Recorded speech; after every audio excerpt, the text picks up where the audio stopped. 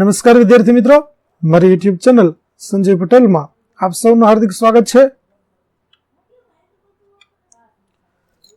મિત્રો, આજના વિડીયોની અંદર આપણે ધોરણ 3 વિષય છે આસપાસ, જેનો પાઠ 20મો, જેનું નામ છે કેટલા રે કેટલા. આ પાઠની સ્વઅધ્યયન પોથી અને તેના પ્રશ્નો અને તેના જવાબો વિશે શીખવાના છીએ. વિદ્યાર્થી મિત્રો, જો તમે મારી ચેનલમાં નવા હોય તો મારી ચેનલને જરૂરથી સબસ્ક્રાઇબ કરો.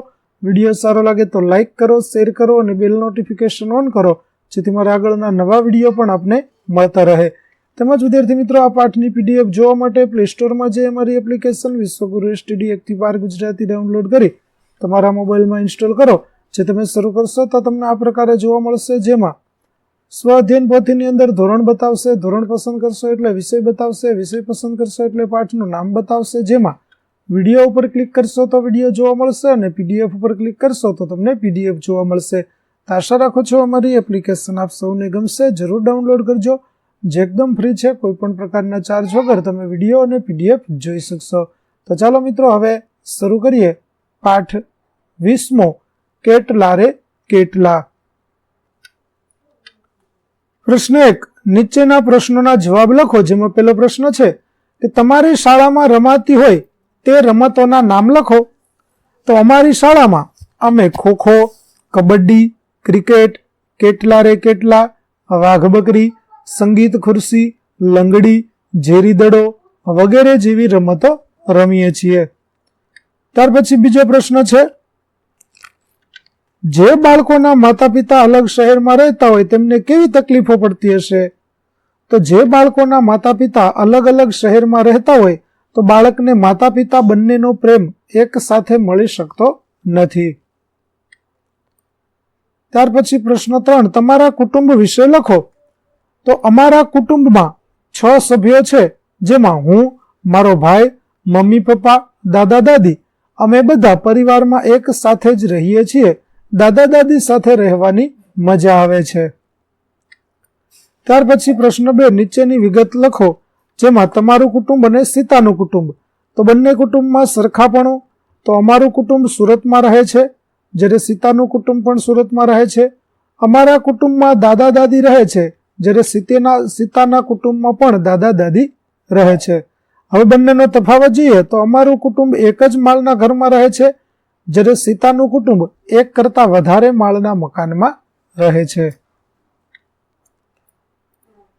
ત્યાર પછીનો કૃષ્ણાનું કુટુંબ અને રેહાનાનું કુટુંબ. તો બંનેની સરખામણી કરીએ તો કૃષ્ણા તેના પિતાજીની સાથે રહે છે, જ્યારે રેહાના પણ તેના પિતાજીની સાથે રહે છે. કૃષ્ણાનું કુટુંબ શહેરમાં રહે છે અને રેહાનાનું કુટુંબ પણ શહેરમાં રહે છે. હવે બંનેનો તફાવત જોઈએ તો કૃષ્ણાને એક બહેન છે, જ્યારે રેહાનાને એક ભાઈ છે. કૃષ્ણા કોલેજમાં ભણે છે, જ્યારે રેહાના નોકરી કરે છે. ત્યાર પછી પ્રશ્ન 3, નીચેના વિધાનો વાંચી તે વિગત મોટે ભાગે કયા પ્રકારના કુટુંબમાં થઈ શકે છે તે ખરું વડે અને કયા પ્રકારના કુટુંબમાં થઈ શકતી નથી તે ખોટા વડે જણાવો.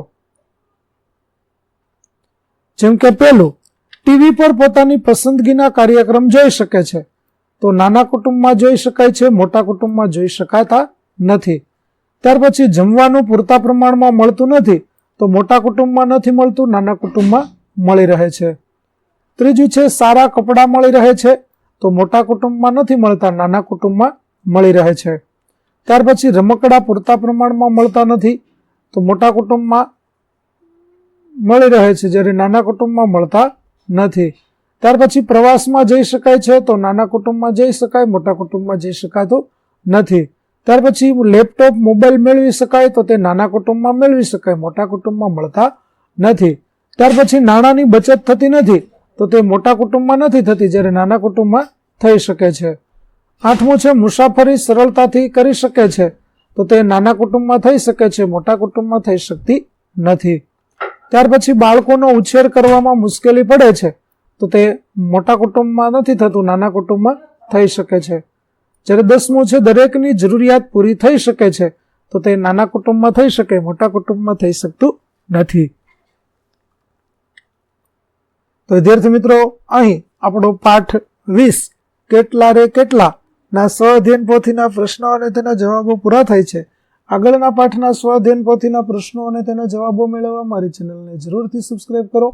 તેમજ પીડીએફ જોવા પ્લે સ્ટોરમાંથી અમારી એપ્લિકેશન વિશ્વગુરુ સ્ટડી 1 થી 12 ગુજરાતી ડાઉનલોડ કરો, જેમાં આપને ધોરણ 3 તમામ વિષયના સ્વાધ્યાય સોલ્યુશન, સ્વાધ્યાય પોથી સોલ્યુશનના વિડીયો અને પીડીએફો મળી રહેશે, જે એકદમ ફ્રી છે. કોઈ પણ પ્રકારના ચાર્જ વગર તમે વિડીયો અને પીડીએફ બંને જોઈ શકશો.